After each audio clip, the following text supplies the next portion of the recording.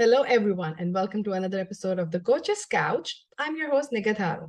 So, this week we already heard Rano discussing about work-life balancement.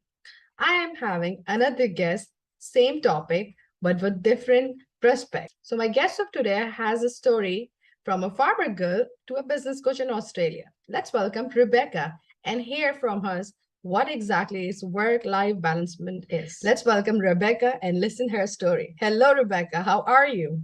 I am fantastic. And how are you? I'm good. Rebecca, tell our audience more about you and can you share about your journey where you are today? Absolutely. To start with, thank you so much for having me on. I feel very privileged to be here, and hello to everyone who's watching and listening. I am a International Coaching Federation professional certified coach here in Australia. My coaching story, I always say that I actually fell into coaching because, as you mentioned, I am actually a dairy farmer. Yeah. And here in Australia, the dairy industry went through pretty big crisis back in 2016. And I spent a lot of time dealing with dairy businesses and helping people through that crisis. Mm-hmm. During that time, I learned very quickly that I actually had to change the conversations that I was having with people. And that is what led me to the world of coaching. And honestly, I haven't looked back since then. Nice. So, what is coaching to you? To me, my personal view on Yeah, coaching, yeah.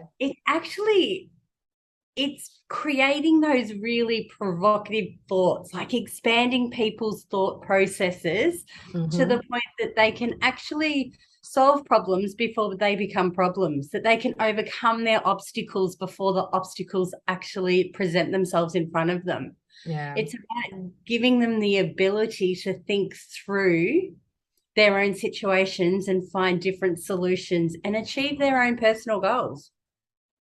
Nice. So, how did you fell in coaching business?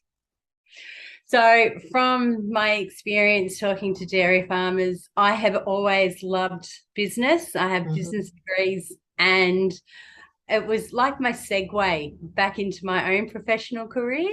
Mm-hmm. So, from that, I obviously went and studied to become an ICF coach, and I've created my own business, Nature of Business Coaching, and I deal with small to medium businesses here in Australia and New Mm-hmm. Zealand. Yeah. Nice. And you are PCC at the moment. Yes, I am. So super 500 hours is done here. Yes. So Yeah. how long you have been in this role? So 5 years. Mm-hmm. I've been on this journey for 5 years. Nice. And what's your passion towards business coaching? So I deal in three different categories: Mm-hmm. people, strategy, and process. Okay. And what is your principle in business coaching? The principle of business coaching Yeah, the is quite, strategy people. Yeah. yeah, it's quite simply to see people succeed. And the reason that I break it up into those different categories is Mm-hmm. because it doesn't matter whether you're a sole trader or an employee of 50 people, you deal with people, whether it's customers, your Mm-hmm. staff members, managers, Mm-hmm. whatever it is, we're constantly interacting with people. So Mm-hmm. that's one key area that I coach on. The Yeah. other one is strategy. So actually getting you from where you are today to where you want to be, and actually mapping out that strategy with actionable steps to get you there. Mm-hmm. And then the last one is the process, and that is how you're going to do it all. So those are like the steps which you need to take. Yeah. Perfect. Sounds amazing to me. So, how can a business coach help someone to have work-life balancement? Mm. Now we've had a bit of a conversation about this, and you know that I hate that work life. I can't stand it. I'm just waiting for that answer. It's kind of become a fad, hasn't it? Everyone talks about work-life Mm, balance and how you can actually achieve the perfect work-life balance. yeah. But me and to everyone that I've ever dealt with, I have never met a person that actually switches off Mm-hmm. from work, especially business owners, and just at 5 o'clock switch on to life. They're checking emails at 9 o'clock at night.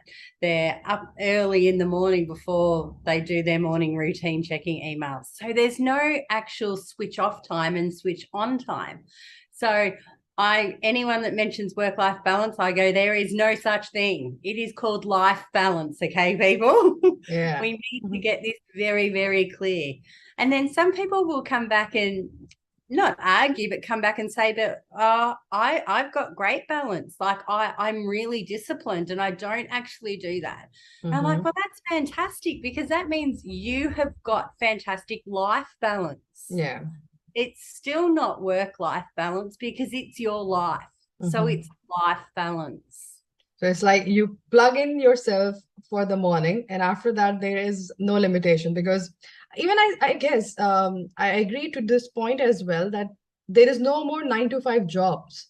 No. There, it's like even if you just go by the hierarchy wise as well, you see the people are always on emails, even nowadays because of global measurements and those things. So you will see the people are connected all the time. So even before it was not that hard because people were in USA, so they have another team to take care of those part. And if you are in UAE or another part, so they make sure that the head is the one who needs to be responsible. Nowadays, they want everyone to be connected. So if it's a morning somewhere, it's evening in your country. If it's evening might be in your country, it's afternoon in some other place. So like even right now, it's morning for me and it's afternoon for you. Yeah, Exactly right. That's yeah, exactly right. So we really need to stamp out this work-life balance and just yeah, talk about life balance. yeah. So for example, for me yesterday, I had early morning meetings. I had a chunk in the day that was free and I had afternoon meetings. So during my chunk in the day, I went surfing. Mm-hmm. That was my life balance throughout the day.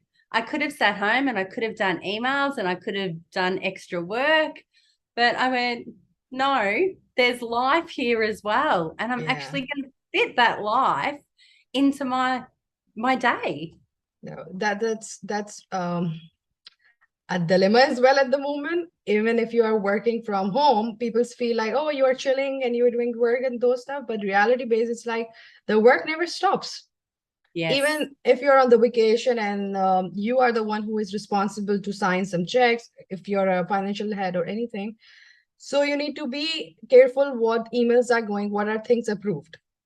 And if you Yes. are that key person, I feel like there is no vacation. It's always like you constantly check your phone, you constantly check your email, you make sure you have at least network. So it's like no enjoyment, no vacation. And So that's a whole new topic because that's a topic yeah, that's completely around boundaries and setting your own boundaries and making sure your boundaries are respected by those that you work with and those that you surround yourself with. that's true. That's true. And even guilty for that. That sometime even on the lunch and dinner time, I was on the phone checking out the things, what's going on.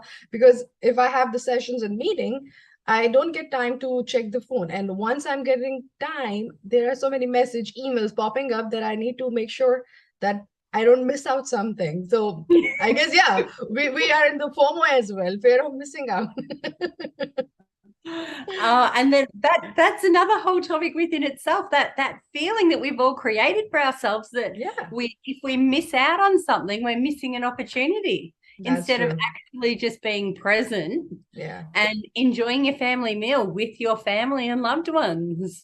And even it's getting hard as well to prioritize your things. I don't know, it's me or it's with others as well, but I feel like nowadays prioritizing thing and who is important and what work is important at the moment is getting harder because it seems like everything is bubbling up. I think the whole world has gone through Yeah, such a experience that no one's ever been through before, that yeah. there was a lot of lines that were actually blurred, and Mm-hmm. actually finding our way back to our boundaries, to our values, and to all that really important stuff Yeah. is hard. And I guess that's the reason that a lot of people are getting burnout. Yes. It wasn't before, but now it's totally getting messy. So, what would be a great example of life balancement? I'm so glad you used that. Yes, I changed because I don't want you to say like, hey, there's nothing. Yeah.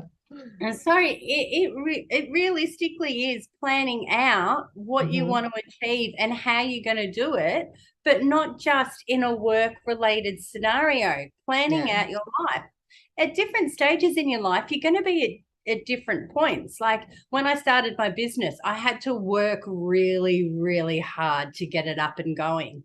But you have to have a Yeah. successful business. And I was willing to make that sacrifice back then. But now, like I said, I went surfing in the middle of the day yesterday because I'm planning my life and work out together. Yeah. So we all are facing the same thing at the moment. So how can an individual help or like help him or herself? Oh, this is really, really easy and really complicated because it depends on the person, doesn't it? Yeah. But I always come back to if you actually know who you are and know what your values are, and Yeah. actually putting those values in order, like prioritizing your values Hmm. and then setting out your own goals. And I'm talking about life goals that include both work and life. Yeah. When I say life, I mean like your whole life. Let's not divide your life into two different sections. Let's look at it as a whole Yeah. and then have those goals and plan out how you're going to achieve those goals. And if it looks like that's something that you really want to do and it aligns with all your values and everything, then what is stopping you? Yeah. It just remind me when I was doing my catch three. So they usually say there is a plate that's called healthy plate. There should be some protein, there is some carbs, and everything should be balanced. So Yep. it just clicked me on that part that your life is also a kind of a plate. And the Yeah. things which you put it on, it's the balancement you need to create it, that it should not be too much on the life side where your personal things are, or too much to your professional work where you miss out your life. So yeah, it's similar now. I can resemble. Yes, So that's so true. yeah, I'm curious to know now, what are your values? Okay, so I know most people list off like 10 values. Mine's simple. I want to be happy. Happiness to me. Mm-hmm. And when I break that down, that is like having a great relationship with my husband, having a great relationship with my kids, Mm. honesty, integrity. But being who I am and being authentic to me as a person is my greatest value. And how have you helped someone when you felt that this is my biggest achievement? Mm. Okay, so I do have a little case study to share with you today. Yeah. And it was a sole trader who started their own business and was doing everything. So seeing clients, they worked as a professional. So they were seeing clients every 45 minutes throughout the day from 9 to 5, 5 days a week, then having to do all their own admin work on top of that and all their own advertising and all their own social media. So not only were they working like 40 hours in their actual business, they were working a good 20 to 25 hours on their business as well. And we were like, whoa, hold up. This has to change. Life is going to fall down somewhere. We need to make sure we put things in place. So that's what we did. Staff members came on board. Now, the business was a successful business. Like he was booked out solid. So Yeah. he had done the hard yards, but it was time to put back in life balance. So, yep, we've got staff members. We relocated to a larger premises and now they have Monday and Friday off. So Monday is the family day, so they have a 3-day weekend, and Friday is the day that they work on their business, not in it. Can So I apply? It looks good to me now. it's perfect for them, absolutely perfect. And that's all happened within the last 18 months. So it is Hmm. achievable. And I know that when you're down in the trenches and you're trying really, really hard to make your dreams come true, that it's really hard to see that this can be achievable, but Yeah. it absolutely can be achievable. Nice. But I'm just like thinking about this. What are those 4 working days look like now? Are they really tough? Because one day is out and now you need to make sure that everything is done in 4 days. Is that fine for a person, or is it like too much pressure on those 4 days now? Well, it depends. It depends on the individual and where you are in life. Yeah, So for this particular person, like newlyweds having their first baby, yeah. like it's a very sweet life that they now have created for themselves. I am thinking to share this recording with my husband company. This is so he can be 4 days on work and Tell three them days to out. ring me. I'll have them sorted in no time. And like some of the companies in Sharjah have started this policy now. They work for 4 days and they Yep. have 3 days off, but it's in Dubai, not at the moment. So we need to think about it. So when should a person contact a coach? The second you have the thought to. If Mm-hmm, you have had the thought to contact a coach, you need to find one. And mm-hmm. it might take a little while to find one that you really connect and gel with. Yeah. Don't give up, because having a coach is an incredible experience and you will never ever regret it. And how coaching have changed your life? I've always been an optimistic person. Mm-hmm, But I just love being on the journey with people and seeing them grow and seeing them experience success and seeing them achieve their goals and seeing them be just really overwhelmed and happy with what they've been able to do. I love it. That is my favorite part of coaching, is actually watching the journey that people are on. nice. And when do you usually get contacted by an individual? All different stages. Mm-hmm. I don't like the crisis stage because it gets really hard. So Yeah. again, if you're thinking about hiring a coach, do it straight away, because Mm-hmm. once you get to that crisis stage, it's really, really hard. Yeah. But I have a lot of startup businesses, which is fantastic because we're on the journey from the very beginning. So a lot of obstacles that are normally in people's way Yeah. aren't there. A lot of the mistakes that are normally made just aren't there. So the journey is actually an incredible one. It's a fresh paper. You're just Yeah, about to start writing. yeah, absolutely. Nice. So, what advice would you like to give to our audience today? If you are thinking about a coach, absolutely reach out Mm-hmm. and stop with the work-life balance. Let's concentrate on the life balance. Today, she have created that plate, which is the life balancement, and now you need to make sure that how you put things in your plate. That's what Exactly right. I'm imagining now. So, before closing today's session, I would like to know how people can reach you or approach you. Yep, easy.